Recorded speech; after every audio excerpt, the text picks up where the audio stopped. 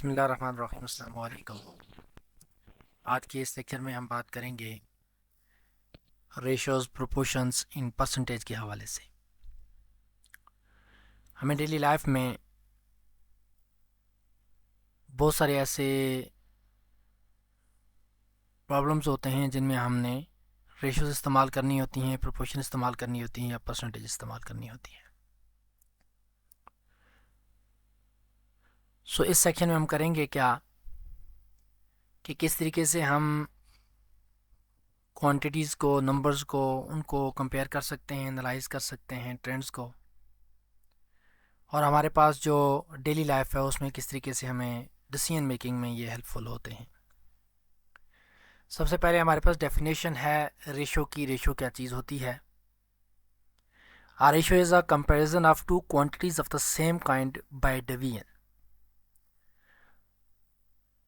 हमारे पास जो रेशो का कंसेप्ट है वो कंपैरिजन है दो क्वांटिटीज़ का जो कि एक ही तरह की होती हैं, यानी सेम क्वांटिटीज़ के बीच में जो कंपैरिजन है उसको हम रेशो कहते हैं। रेशो में बताता क्या है कि how many times one quantity is contained in other. Ratios are usually express in the form of a ratio b. इसको हम इस तरह लिखते हैं, ए और दो डॉट डाल के बी, या फिर ए और बी की फॉर्म में लिखते हैं। तो चूँकि रेशोज हमारे पास जो है वो फ्रैक्शन की फॉर्म में है, डिवीजन की फॉर्म में है, ए और बी की फॉर्म में है, तो इसके लिए हमें क्या देखना पड़ेगा? हमें देखना पड़ेगा हमें फ्रैक्शन क्या चीज़ होती है। फ्रैक्शन जो है वो represent a part of the whole और the ratio between two numbers. यानी ए और बी का मतलब है ये हमारे पास पार्ट है, ये होल है, तो पार्ट ओवर होल। इसमें जो ये ऊपर वाली चीज़ होती है इसको हम कहते हैं नोमिनेटर, और ये जो नीचे वाला होता है इसको हम कहते हैं डिनोमिनेटर। तो इसका मतलब ये हुआ कि हमारे पास ए रेशो बी को हम फ्रैक्शन की फॉर्म में लिख सकते हैं ए ओवर बी। ये मेरे पास नोमिनेटर है, इसको हम डिनोमिनेटर कहते हैं, और डिनोमिनेटर ज़ीरो नहीं होना चाहिए, नॉन ज़ीरो होना चाहिए, क्योंकि डिनोमिनेटर जब चीज़ ज़ीरो हो जाएगी तो हमारे पास ये अनडिफाइन हो जाता है। कैसे अनडिफाइन हो जाता है ज़रा इसके लिए हमें ज़रा डिवीजन के कंसेप्ट को समझना पड़ेगा। तो जो हमारे पास डिवीजन का कंसेप्ट है वो क्या है? मसलन मेरे पास 1/2 का क्या मतलब है? हम कहते हैं कि एक के हम दो हिस्से कर रहे हैं। एक के हम कितने हिस्से कर रहे हैं? दो। तो हर एक हिस्से में कितना आएगा? 0.5, आधा। इसी तरीके से मैं कहता हूं फॉर एग्जांपल 10/5। तो 10/5 का मतलब यह है कि मेरे पास 10 चीज़ें हैं। सपोज कर लें आपके पास 10 चीज़ें हैं, उनको आप 5 इक्वल पार्ट्स में तकसीम करना चाहते हैं।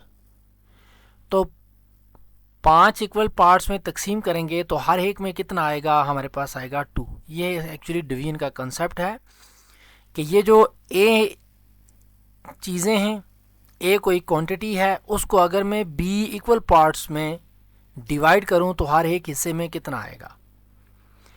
अब अगर कोई मुझसे ये पूछे कि मेरे पास जो है वो 100 रुपया था और मैंने ज़ीरो बच्चों में तकसीम किया तो हर एक बच्चे को कितने पैसे आएंगे? तो यहाँ पर आप देखेंगे कि ये चीज़ अनडिफाइन हो जाती है। अनडिफाइन कैसे है कि जब मेरे पास पैसे 100 रुपया था, मैंने किसी को दिया ही नहीं, तो अगला सवाल जो है वो बनता ही नहीं है कि हर एक हिस्से में कितना आएगा। तो इसका मतलब ये हुआ कि 10 को जब मैं ज़ीरो हिस्सों में तकसीम करूँगा तो मेरे पास यहाँ आगे जो चीज़ आ जाती है वो अनडिफाइन आ जाती है कि ये चीज़ डिफाइन ही नहीं है। तो इसीलिए हमारे पास जो डिनोमिनेटर है वो ज़ीरो नहीं होना चाहिए, वो हमेशा क्या हो? नॉन ज़ीरो होगा। तो यहाँ पर जो चीज़ आ रही है वो क्या है कि फ्रैक्शन की कुछ टाइप्स हैं। एक मेरे पास है प्रॉपर फ्रैक्शन। प्रॉपर फ्रैक्शन में ये होता है कि नोमिनेटर छोटा होता है और डिनोमिनेटर बड़ा होता है। जैसे 3/5, 1/7, 2/5, ठीक है, 7/9। तो ये जो ऊपर वाली चीज़ है, ये जो नोमिनेटर है, ये न्यूमिनेटर क्या होगा, हमेशा छोटा होगा, डिनोमिनेटर बड़ा होगा। यानी अगर हम छोटी चीज़ के ज़्यादा हिस्से करें, मिसाल के तौर पर अब यहाँ पर इसकी एक एप्लीकेशन ऐसे है कि मेरे पास 2 पिज़्ज़े हैं और बंदे मेरे पास 5 हैं। अब होगा क्या कि मैंने 2 पिज़्ज़ों को 5 हिस्सों में तकसीम करना है। तो 2 पिज़्ज़ों को मैं ऐसे तकसीम करूं कि उसके 5 हिस्से बन जाएं। तो हर एक हिस्से में कितनी चीज़ आएगी, ये मेरे पास एक फ्रैक्शन है। अब क्या हुआ कि चूँकि ये हमारे पास ऊपर वाली टर्म छोटी है, नीचे वाली बड़ी है, तो इसको हम कहेंगे प्रॉपर फ्रैक्शन। इसको हम क्या कहेंगे, प्रॉपर फ्रैक्शन। अब प्रॉपर फ्रैक्शन है तो इम्प्रॉपर फ्रैक्शन क्या होगी। इम्प्रॉपर फ्रैक्शन वो है जिसमें नोमिनेटर बड़ा होता है और डिनोमिनेटर नोमिनेटर जो है वो ग्रेटर है या इक्वल है डिनोमिनेटर के।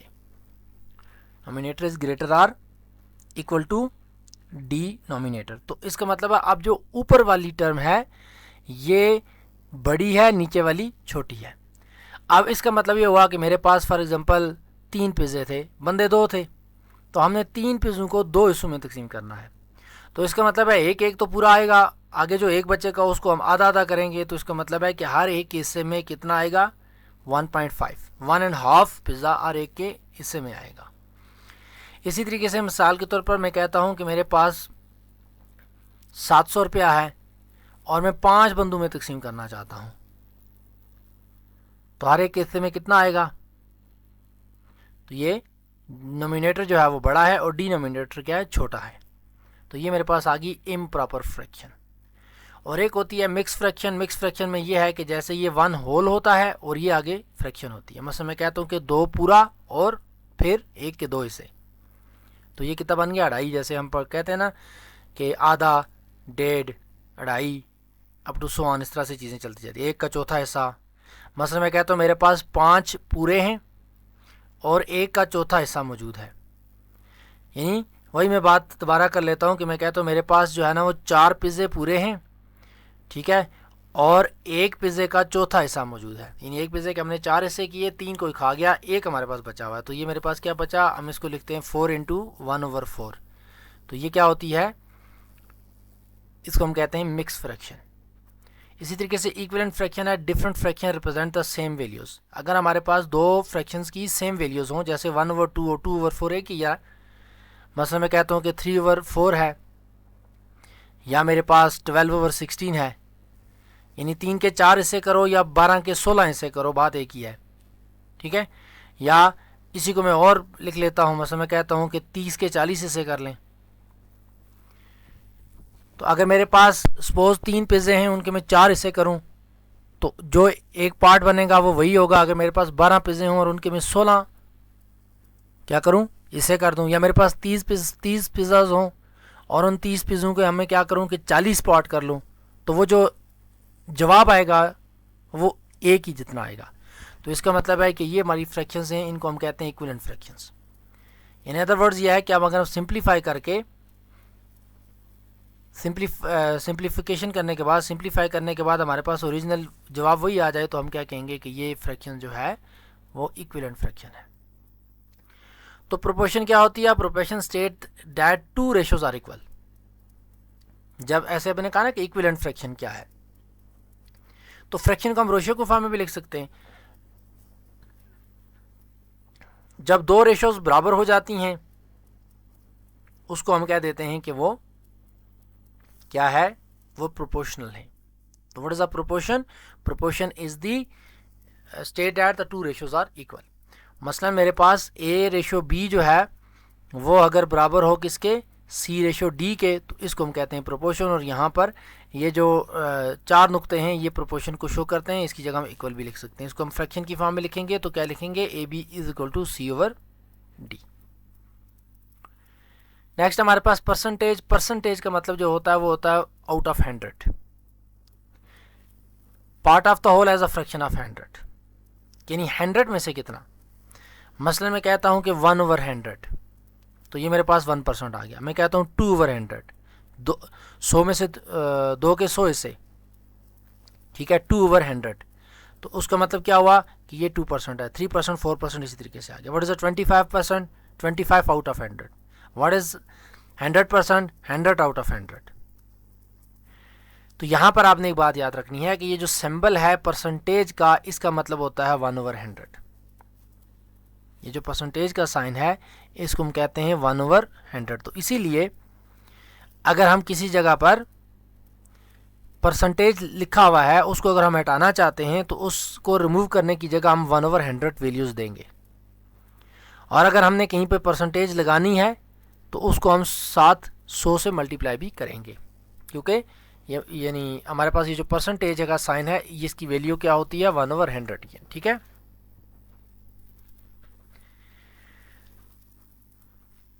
तो अब हमारे पास ये है कि कुछ एग्जांपल्स हैं, इस एग्जांपल्स को देख लें। अब यहाँ पर आपके पास जो चीज़ बन रही है वो क्या है कि define the ratio, define the fractions, state the different types of the fraction with examples. तो आपको पता होना चाहिए रेशो क्या होती है, फिर आपको पता होना चाहिए कि फ्रैक्शन क्या है, फ्रैक्शन की कितनी टाइप्स हैं, 4 तरह की फ्रैक्शंस हैं, proper fraction, improper fraction, mix fraction और इक्विवेलेंट फ्रैक्शन। खैर 3 टाइप्स होती हैं, लेकिन ये इक्विवेलेंट फ्रैक्शन एक्चुअली हमने डिफाइन इसलिए किया ताकि हम प्रोपोर्शन को डिफाइन कर सकें। और उसके बाद हमारे पास है परसेंटेज। परसेंटेज का मतलब क्या होता है? अब इम्पॉर्टेंट काम क्या है कि आपको इनको यूज़ करना आना चाहिए। यूज़ करना कैसे आना चाहिए? मसलन एग्जांपल नंबर 1.41 है, the ratio of the student who passed to who fail in exam is 3:2। इसका मतलब क्या है? इसका मतलब है कि एग्ज़ाम में अगर 3 बच्चे पास हो रहे हैं तो 2 बच्चे फेल हो रहे हैं। 3 स्टूडेंट अगर पास हो रहे हैं तो 2 फेल हो रहे हैं। इसका मतलब ये हुआ कि अगर 6 पास हो रहे हैं तो कितने फेल हो जाएंगे? 4 फेल होंगे। अगर मेरे पास 9 स्टूडेंट पास हो रहे हैं तो 6 फेल हैं। अगर मेरे पास 12 स्टूडेंट पास हो रहे हैं तो कितने? 8 स्टूडेंट फेल होंगे। तो ये एक्चुअली रेशो है। 3:2 का मतलब है कि अगर 3 जो है वो पास हो रहे हैं तो 2 फेल होंगे। अब क्वेश्चन क्या है कि the ratio of the student who pass to those who fail in exam is 3:2। If 18 student pass, how many student fail? कैसे निकालेंगे? क्वेश्चन को सॉल्व कैसे करेंगे? अब यहां पर देखें, ratio of the pass to fail student is 3:2।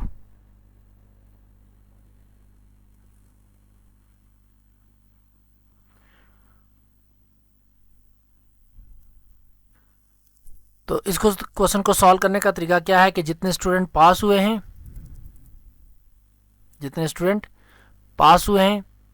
मसलन 18 स्टूडेंट पास हुए हैं, इनकी रेशो क्या बन रही थी? 2। ठीक है। या हम इसको थोड़ा सा डिफरेंट अंदाज से सॉल्व कर लेते हैं। मैं कह देता हूं कि 3/2 is equal to 18 divided by x।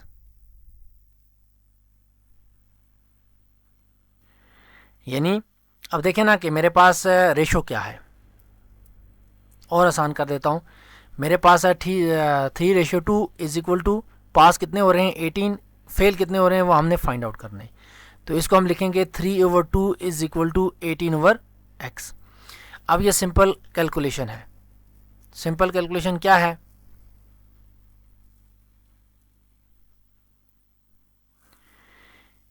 इसको सिंपली हम क्या करेंगे? कैलकुलेट करेंगे। तो कैलकुलेट करके हमारे पास आएगा क्या? अब देख लें कि मेरे पास यहाँ 3/2 है, इसको मैं मल्टीप्लाई कर रहा हूँ किससे? यहाँ पर ये डिवाइड हो रहा है तो जाके मल्टीप्लाई हो जाएगा x। x क्या हो जाएगा? मल्टीप्लाई हो जाएगा इज इक्वल टू 18। अब चूँकि हमने वैल्यू x की निकालनी है, लिहाजा x को हम इस साइड पे रहने देंगे। तो ये मेरे पास आएगा 18/3 मल्टीप्लाई बाय 2। तो 3 1 ज़ा 3, 3 6 ज़ा 18। तो 6 multiply by 2 is equal to 12। तो इसका मतलब हमारे पास फेल स्टूडेंट कितने आ गए? 12। तो ये हमारे पास इस तरह से क्वेश्चंस को सॉल्व करेंगे। किसके क्वेश्चंस को सॉल्व करेंगे? रेशियोज के क्वेश्चन को। क्या जनरल प्रोसेस क्या है कि हमें जो भी चीज़ दी होगी, मिसाल के तौर पर हमें कहा जा रहा है कि जैसे इस क्वेश्चन में हमें कहा जा रहा है कि एक रेशो हमें गिवन होगी और दूसरी में से एक चीज़ गिवन होगी, दूसरी हमने फाइंड आउट करनी है। तो सबसे पहले हम क्या करेंगे? इसको फ्रैक्शन की फॉर्म में लिख लेंगे और फिर सिंप्लीफाई कर लेंगे। सिंप्लीफाई कैसे कर लेंगे, हमें यहाँ x चाहिए, x को मैं इधर ले जाऊँगा, ये 3 इधर जाके डिवाइड हो जाएगा, इधर जाके 2 मल्टीप्लाई हो जाएगा। खैर ये इधर उधर जाके मल्टीप्लाई होता नहीं है, इसका प्रोसेस क्या होता है, यानी जो मेरे पास 3/2 इज इक्वल टू 18/x है। ठीक है, जनरल प्रोसीजर हमें ये होता है कि हम क्या करेंगे, इधर से ज़रा हमें x ख़त्म करना है, इधर से x ख़त्म करने के लिए मुझे x को मल्टीप्लाई करना पड़ेगा। तो मैं दोनों साइड पे x को मल्टीप्लाई करूँगा, तो मेरे पास आ जाएगा 3x/2 is equal to 18x/x। तो ये x इस x से कैंसिल हो जाएगा, आगे बच जाए 18। ठीक, अब मेरे पास क्या है, इधर 3 है और इधर 2 है, मुझे यहाँ पर 1 चाहिए। तो मैं क्या करूँगा, दोनों साइड पे 3 से डिवाइड कर दूँगा। तो मेरे पास क्या होगा, ये जो 3x/2 है इसको मैं 3 से डिवाइड करूँगा, तो 3 से ये डिवाइड भी हो गया, इज इक्वल टू दूसरी साइड पे जाएंगे 8/x इंटू 3 से मैंने दोनों साइड पे डिवाइड कर दिया, ये 3 और ये 3 कैंसिल आउट हो गए। मेरे पास आगे क्या बचा, आगे मेरे पास बच गया x/2 इज इक्वल टू 18/3।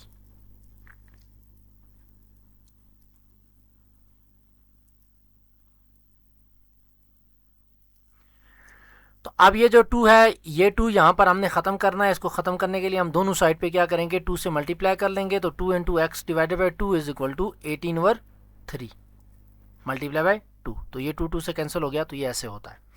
यानी मैं आपको जो बताना चाह रहा हूँ वो ये है कि हम ये जो चीज़ें हम अक्सर आपको कहा जाता है कि इसको उठाकर उधर ले जाएं, तो वो एक्चुअली उठाकर हम नहीं लेके जा रहे होते। जैसे मेरे पास यहाँ x + 5 इज इक्वल टू 2 है, तो हम इस 5 को यहाँ से उठा कर नहीं लेके जा रहे होते। इधर हम कर क्या रहे होते हैं, दोनों साइड पे हम +5 से सब्ट्रैक्ट करेंगे। ठीक है, तो ये इधर 0 हो जाएगा और ये इधर कैलकुलेट हो जाएगा। इसी तरीके से अगर हमारे पास x/2 इज इक्वल टू 5 है फॉर एग्जांपल, तो अब हम यहाँ 2 को इधर जाके मल्टीप्लाई नहीं कर रहे, 2 को दोनों साइड से मल्टीप्लाई कर रहे हैं। तो जब हम दोनों साइड्स 2 से मल्टीप्लाई करेंगे तो ये 2 से कैंसिल हो जाएगा और यहाँ पर x क्या बन जाता है, 10 बन जाता है। लेकिन आप क्वेश्चन सॉल्व करते हुए यही करें कि अगर एक साइड पे प्लस है तो उधर कुछ भी ना करें, उसको वहाँ से ख़त्म करके दूसरी साइड पे माइनस कर दें। अगर एक साइड से माइनस हो रहा है तो इक्वल की दूसरी साइड पे प्लस कर दें। एक साइड पे अगर डिवाइड हो रहा है तो दूसरी साइड उसको मल्टीप्लाई कर दें, इधर से उसको ख़त्म कर दें। बेशक आपको ये स्टेप कराने की बीच में एक्स्ट्रा स्टेप करने की ज़रूरत नहीं है। उसके बाद है एग्जाम्पल आपके पास नेक्स्ट आ गई। ये एग्जाम्पल आपको समझ आ गई होगी कि ये कैसे निकालते हैं। दूसरा है कि divide 50 litres of the juice into ratio 3/2, how much juice does each pot gate.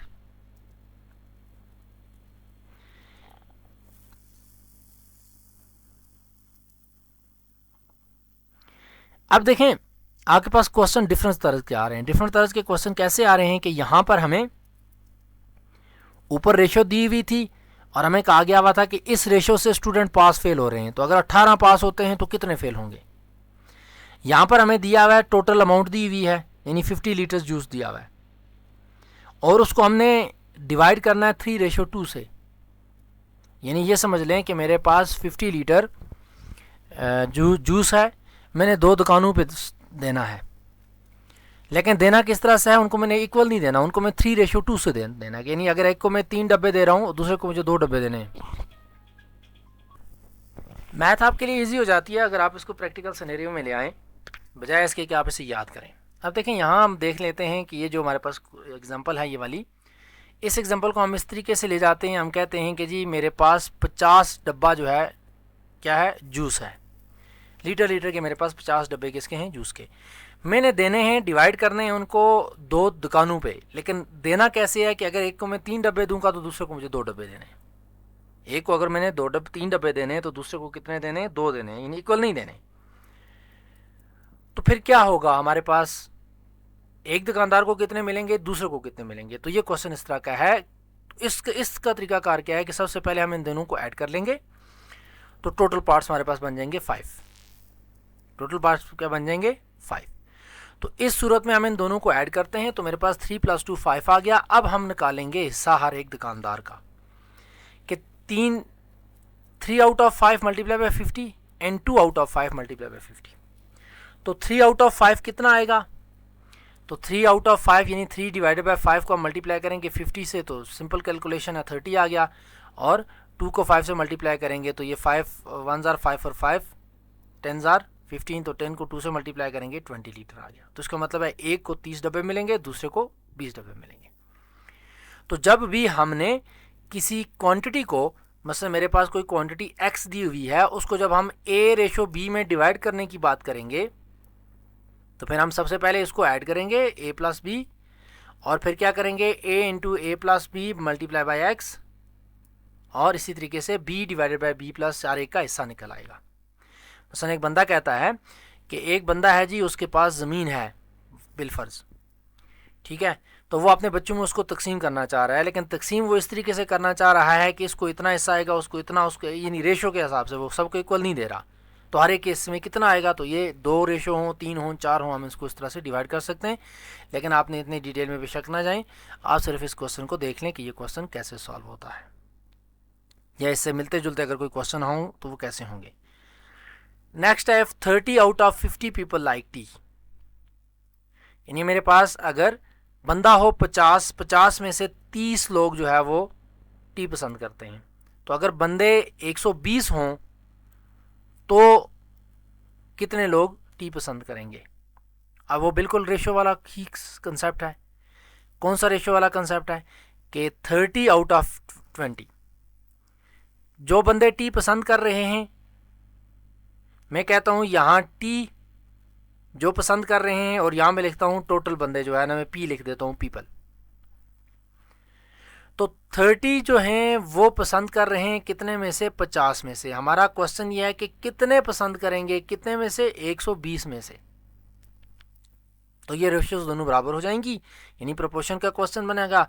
तो ये मेरे पास हो गया 30 divided by 50 is equal to x divided by 120। अब बाकी काम जो है वो वही वाला काम करना है। अब देखें यहाँ पर x हमारे पास न्यूमिनेटर में है, तो लिहाजा हमें इतना मसला कोई नहीं। हम सिंपल क्या करेंगे, दोनों साइड पे 120 से मल्टीप्लाई करके इसको कैलकुलेट कर लेंगे। तो ये क्या बन जाएगा, ये मेरे पास आ जाएगा x इज इक्वल टू, अब एक बात याद रखें कि यहाँ x इज इक्वल टू 5 हो या 5 इज इक्वल टू x हो, ये बात एक ही है। हम सिंपल अपनी कैलकुलेशन के लिए, अपनी आसानी के लिए क्या कर देते हैं, जिस चीज़ की वैल्यू हमने फाइंड आउट करनी है उसको हमने लेफ्ट साइड पे ले आते हैं, बाकियों को राइट पे ले जाते हैं। तो आप उसको राइट, उसको लेफ्ट भी रख सकते हैं। तो ये मेरे पास बन गया 30 divided by 50 in multiply by 120। तो ये इसको इससे कैंसिल आउट हो गया, 5 1 जार 5, 5 6 जार 30। तो 6 को 12 से मल्टीप्लाई करेंगे, मेरे पास क्या आएगा, 72 जवाब आ गया। तो अगर मेरे पास, यानी ये भी सिंपल आपके पास क्या थी, प्रोपोर्शन का क्वेश्चन था कि अगर 50 बंदे जो है वो, जैसे हमने कहा था कि अगर 3 में से, देखें ये सेम रेशो वही वाली है जो हमने ऊपर की थी, लेकिन वहाँ हमने इन फॉर्म ऑफ रेशो कहा था, यहाँ हम टोटल अमाउंट कह रहे हैं। वहाँ हमने कहा था कि 3:2 से बच्चे पास फेल हो रहे हैं, यानी अगर 3 पास हो रहे हैं तो 2 फेल हैं, ठीक है। तो यहाँ हमारे पास थोड़ा सा ये क्वेश्चन उससे डिफरेंट हो गया, उसी तरह का है लेकिन स्टेटमेंट हमारी इसकी थोड़ी सी डिफरेंट है। उसके बाद है map has a scale of 1:200, ठीक है, कि मेरे पास एक मैप है, उसका स्केल क्या है, 1/200, यानी इसे समझ लें कि 200 किलोमीटर में 1 को रिप्रेजेंट कर रहा हूँ। तो if the distance of the map is 7 centimetre, एक मैप बना हुआ है, उस मैप पर मैं कह रहा हूं कि ये जो मैंने 1 सेंटीमीटर लिखा है एक्चुअली ये 200 किलोमीटर है, ठीक है। तो अगर मैप पर 7 सेंटीमीटर होगा तो फिर मेरे पास टोटल डिस्टेंस, एक्चुअल डिस्टेंस कितना होगा, तो ज़ाहिर है वो 7 टाइम्स क्या होगा, 7 टाइम बड़ा होगा। तो अगर वो 1:200 है तो 7 को हम 200 से मल्टीप्लाई करेंगे तो मेरे पास क्या आ जाएगा, 1400 सेंटीमीटर। खैर यहाँ पे उसने नोटेशन तो नहीं दी हुई, चलें अगर वो 200 सेंटीमीटर ही है तो फिर वो 14 मीटर बन जाएगा, ठीक है, उसको कन्वर्ट कर लेंगे। ये हम यूनिट वाले चैप्टर में पढ़ेंगे कि हम किस तरीके से क्वांटिटीज़ को क्या करते हैं, उनको हम चेंज करते हैं सेंटीमीटर से मीटर से या मीटर में सेंटीमीटर में। A student score 45 out of 50, find the percentage. अब क्वेश्चन आ गया आपके परसेंटेज के, कि अगर 45 बच्चे, अगर एक स्टूडेंट ने 45 मार्क्स लिए हैं 50 में से, तो सवाल यह है कि वो 100 में से कितने मार्क्स लेगा। परसेंटेज का मतलब यह ना आउट ऑफ 100, यानी अगर उसके 50 में से 45 नंबर हैं तो अगर नंबर 100 होते तो कितने % नंबर बनते। तो इसका तरीकाकार क्या है कि obtain marks divided by total marks multiply by 100, obtain marks divided by total marks multiply by 100। तो यहाँ तो बहुत सादी सी बात ही, हम इसको डबल कर देंगे तो हमारे पास 90% आ जाएगा। लेकिन अगर हम कहते हैं कि एक बच्चे ने 60 नंबर लिए हैं 70 में से, तो उसकी परसेंटेज क्या होगी? तो परसेंटेज मैंने आपको कहा था कि परसेंटेज फाइंड आउट करने के लिए हम साथ में 100 और परसेंटेज का साइन लगाते हैं। लेकिन अगर हमने परसेंटेज से फ्रैक्शन में कन्वर्ट करना हो तो परसेंटेज का साइन हटाकर हम 100 से डिवाइड कर देते हैं। सादा सा असूल है। तो क्या होगा इसका? तो परसेंटेज इसकी क्या निकलेगी? 45 ओवर 50 मल्टीप्लाई बाय 100, तो 90% आ गया। ठीक है। अ शर्ट ओरिजिनली कॉस्ट 12,000 और 1200 रुपीज़। मेरे पास एक शर्ट है, उसकी कॉस्ट है कितनी? 1200 रुपया। If it is sold at the 25% discount. अब यहाँ पर देखें कि आप मार्केट में जा रहे हैं कि एक शर्ट की ऊपर प्राइस लिखी हुई है 1200 रुपया, लेकिन वो उसके ऊपर लिखा हुआ है कि जी यहाँ पर हर चीज़ पर 25% डिस्काउंट है। तो सेलिंग प्राइस क्या होगी? इसका मतलब है कि हम 1200 का 25% निकालेंगे, वो 1200 में से माइनस करेंगे, जो बाकी बचेगा वो शर्ट की प्राइस होगी। तो यहाँ पर हम क्या करेंगे? हमने क्या निकालना है? 1200 का 25% निकालना है। तो व्हाट इज 25% ऑफ 1200? तो हम क्या करेंगे? 25% को उठाकर divided by 100 multiply by, of की जगह मल्टीप्लाई बाय और 1200 कर देंगे। तो ये मेरे पास कितना आ जाएगा? ये मेरे पास आ गया 300। तो 300 डिस्काउंट है। तो टोटल प्राइस कितनी थी? 1200। 1200 में से 300 माइनस करेंगे, बाकी बच गया 900। तो 900 रुपया उसकी सेलिंग प्राइस है। तो ये देखना है हम क्या, सिर्फ अगर हम कहें कि व्हाट इज़ द डिस्काउंट, अगर हमें सिर्फ यहाँ डिस्काउंट निकालने के लिए कहा जाता तो फिर वो 300 था। चूँकि हमें यहाँ सेलिंग प्राइस की बात की जा रही है, तो ये चीज़ आ गया जी। Simplify the fraction. तो सिंप्लीफाई द फ्रैक्शन क्या है कि जैसे मेरे पास 12 ओवर 20 है, तो हम आप देखें कि ये दोनों 4 पे डिवाइड हो सकते हैं। 12 भी 4 पे डिवाइड होता है और 20 भी 4 पे डिवाइड होता है। तो अब क्या करेंगे? यानी हम इसको ऐसे भी लिख सकते हैं कि 12 ओवर 20 जो है वो मेरे पास 3 इंटू 4 है, और ये मेरे पास 5 इंटू 4 है। तो ये ऊपर नीचे जो कॉमन था ये कैंसिल आउट हो गया, आगे बचा मेरे पास 3 ओवर 5। तो ये मेरे पास क्या है? Simplified fractions. Convert the improper fraction into mix fraction. अब जो इम्प्रॉपर फ्रैक्शन को मिक्स फ्रैक्शन में कैसे लिखते हैं, उसका तरीकाकार ये होता है कि जैसे मेरे पास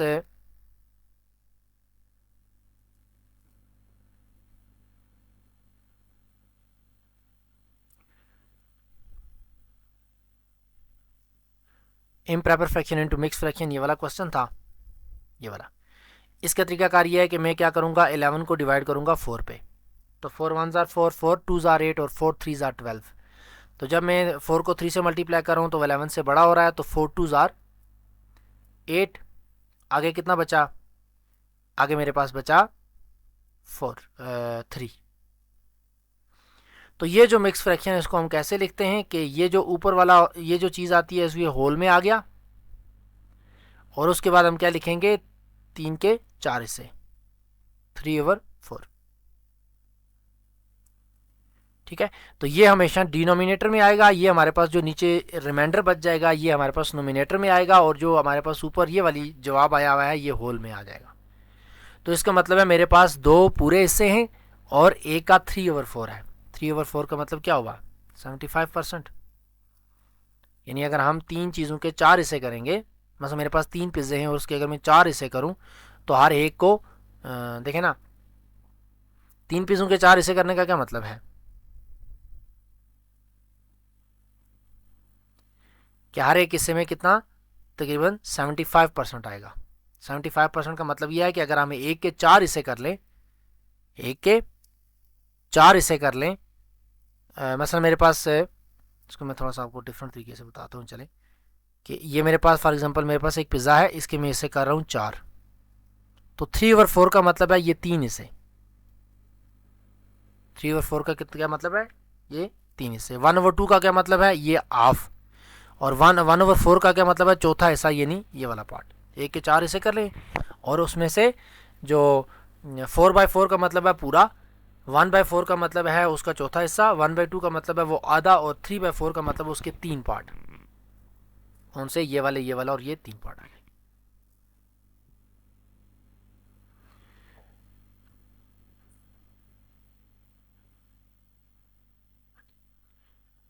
नेक्स्ट आपके पास क्वेश्चन है,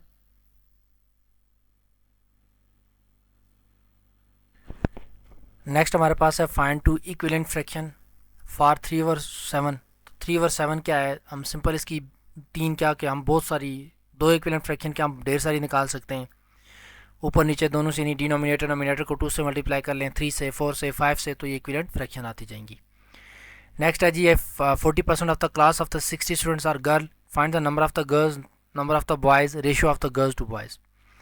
तो हमने पहले तो 60 का 40% निकालना है। तो 50 का 40% कैसे निकालेंगे, 40% ऑफ 60 का मतलब है 40/100 मल्टीप्लाई बाय 60, तो ये 24 आ गए। तो 24 आ गए, तो बाकी कितना बचा, बाकी ज़रा 60 में से 24 हम माइनस करेंगे, बाकी या अगर हमारे पास नंबर ऑफ़ गर्ल्स 24 हैं तो नंबर ऑफ़ बॉयज़ कितने आ जाएंगे, 60 में से 24 को माइनस करेंगे तो 36 आ जाएगा। अब ratio of girls to boys कितना है, 24/36। तो ये 24/20, ये जो 36 हम निकालेंगे, इसको हम देखेंगे, यानी इन अदर वर्ड्स हम इसको कटा करेंगे, इसमें से जो कॉमन चीज़ें वो काटते जाएंगे, तो हमारे पास ये जाके सिंप्लीफाई हो गया, बन जाएगा 2/3, तो इसका मतलब होगा ये 2/3 बन गया। सिमिलरली हमारे पास कुछ रियल वर्ल्ड एग्जांपल्स हैं, आप इनको कर लेंगे। A recipe for the lemonade require 3 cup of the water for every 2 cups of the lemon juice. If use 9 cup of the water, how much lemon juice is needed? ये हमने पहले lecture में भी जो इंपॉर्टेंस ऑफ नंबर्स थे उसमें भी बहुत सारे क्वेश्चंस करवाए हुए हैं, तो इनको आपने क्या करना है, इनको सॉल्व कर लेना है। इसमें हमें या तो रिपीट हो रहे हैं बहुत सारे question. In a classroom 12 students are boys and 8 are girls, find the ratio. तो 12/8 क्या आएगी, 12 डिवाइडेड बाई 8, इसमें ये दोनों 4 पे डिवाइड होते हैं, 4 से कैंसिल कर देंगे, ये बन जाएगा। Store sell a pair of the shoes 20% off, यानी हमारे पास जूतों पर 20% सेल है। अगर प्राइस 1500 है तो हमने 1500 का 20% निकालना है। तो व्हाट इज़ द 20% ऑफ 1500, तो 20 डिवाइडेड बाई 100 मल्टीप्लाई बाई 1500, 300 आ गया। Student got 38 out of 50 marks in the test, find the percentage. तो हमने क्या करना है, अब हमने परसेंटेज फाइंड आउट करनी है, तो हम 100 से मल्टीप्लाई करेंगे। अगर हमने परसेंटेज से नंबर फाइंड आउट करना है तो उसको हम डिवाइड करते हैं। मैंने बता दिया, ये मैं एक दफ़ा दोबारा आपको बता रहा हूँ कि परसेंटेज का साइन हटाने के लिए 100 से डिवाइड करेंगे। अब चूँकि यहाँ हम परसेंटेज लगा रहे हैं, लिहाजा हम क्या कर रहे हैं, इसको 100 से मल्टीप्लाई कर रहे हैं। तो सिंपल हम क्या करेंगे, 38 divided by 50 multiply by 100, 76%। A bag contain 8 red balls, 6 blue balls and 6 green ball। अब हमारे पास 3 चीज़ें आ गई हैं। What fraction of the balls are blue? हमने क्या निकालना है, फ्रैक्शंस निकालनी है कि बैग में 8 रेड बॉल्स हैं, 6 ब्लू बॉल्स हैं और 6 ग्रीन हैं। तो टोटल बॉल्स कितनी आ गई, 20। टोटल बॉल्स कितनी आ गई हमारे पास, 20। तो उसमें से ब्लू का कितना हिस्सा होगा, जितनी ये हैं डिवाइडेड बाई 20। तो 6 थी, 6 डिवाइडेड बाई 20 मेरे पास क्या आ गया, 3/10। तो इसका मतलब है इसकी कितनी, ये 3 आउट ऑफ 10 है। A student spend 2 hours studying and 3 hours on the hobbies each day. What is the ratio? तो 2/3। सिंपल सी बात है कि अगर वो 2 घंटे पढ़ रहा है, 3 घंटे जो है वो बाकी कामों पे लगा रहा है, तो रेशो कितनी होगी, 2/3। 5 litres the paint can cover 20 square metres. मेरे पास 5 लीटर जो है वो पेंट है, जो कि हमारे पास एक 20 स्क्वायर मीटर की दीवार है, उसको पेंट कर रहा है। तो how much paint is needed to cover the 50 square metres. तो यहाँ पर क्या है, हमारे पास 5 लीटर पेंट है, 20 स्क्वायर मीटर पे जा रहा है।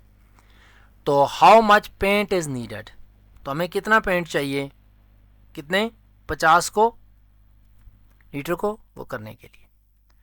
तो हमारे पास क्या बनेगा यहाँ, 5/20 इज इक्वल टू x/15। तो ये सिंपल जो है रेशियो का क्वेश्चन है और प्रोपोर्शन का क्वेश्चन है। तो यहाँ से हम क्या निकाल लेंगे, x की वैल्यू आ जाएगी, पेंट नीडेड क्या आ जाएगा, 5/20 multiply by 50। A group of 200 people attended a concert. 60% अगर एडल्ट हैं तो बाकी क्या होंगे? तो अगर 200 बंदा जो है वो किसी कंसर्ट को, किसी प्रोग्राम को अटेंड कर रहा है, तो अगर 60% एडल्ट हैं तो 60% हम निकालेंगे 200 का, तो व्हाट इज़ द 60% ऑफ 200?